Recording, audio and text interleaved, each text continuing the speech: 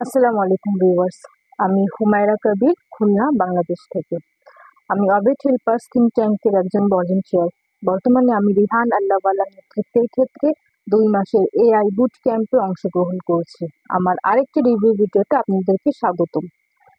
AI এবং স্বায়ত্তশাসিত প্রযুক্তিতে আমাদের মুখোমুখি হওয়া নীতিগত দ্বিধা শিরোনামের ভিডিওটিতে ক্রিস্টিন ফক্সকে দেখানো হয়েছে, যিনি একজন বিশিষ্ট প্রতিরক্ষা কৌশলবিদ এবং জনস হপকিন্স বিশ্ববিদ্যালয় অ্যাপ্লাইড ফিজিক্স ল্যাবরেটরি নীতি ও বিশ্লেষণের প্রাক্তন সহকারী পরিচালক।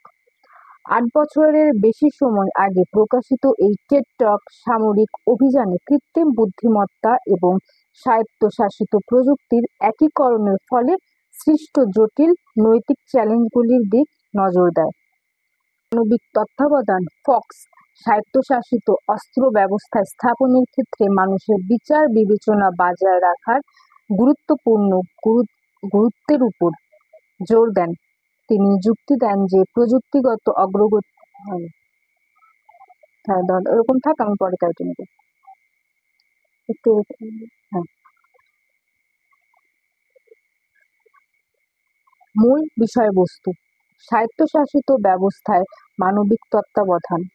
ফগ স্বায়ত্তশাসিত অস্ত্র ব্যবস্থা স্থাপনের ক্ষেত্রে মানুষের বিচার বিবেচনা বজায় রাখার গুরুত্বের উপর জোর দেন। তিনি যুক্তি দেন যে প্রযুক্তিগত অগ্রগতি সত্ত্বেও জীবন মৃত্যুর পরিস্থিতিতে নৈতিক বিবেচনা বজায় রাখার জন্য মানুষের সিদ্ধান্ত গ্রহণ অপরিহার্য। যুদ্ধক্ষেত্রে কৃত্রিম বুদ্ধিমত্তার নৈতিক প্রভাব। এই আলোচনায় কৃত্রিম বুদ্ধিমত্তা চালিত সামরিক প্রযুক্তির সাথে সম্পর্কিত নৈতিক দায়িত্বগুলি অন্বেষণ করা হয়। ফক্স মেশিনের হাতে প্রাণঘাতী সিদ্ধান্তে অর্পণের সম্ভাব্য পরিণতি এবং তাদের ব্যবহার নিয়ন্ত্রণের জন্য স্পষ্ট নৈতিক নির্দেশিকা প্রতিষ্ঠার প্রয়োজনীয়তা নিয়ে আলোচনা করেছেন। প্রযুক্তিগত অগ্রগতি এবং নৈতিক দায়িত্বের ভারসাম্যর পরীক্ষা। ফক্স এমন একটি ভারসাম্য পদ্ধতির পক্ষে কথা বলেন যা কৃত্রিম বুদ্ধিমত্তা এবং স্বায়ত্তশাসিত ব্যবস্থার সুবিধাগুলিকে কাজে লাগায় এবং নৈতিক মানগুলির সাথে আপোস না করে তা নিশ্চিত করে। তিনি এই ক্ষেত্রে ক্রমবর্ধমান চ্যালেঞ্জগুলি মোকাবিলা করার জন্য চলমান সংলাপ এবং নীতি উন্নয়নের আহ্বান জানান।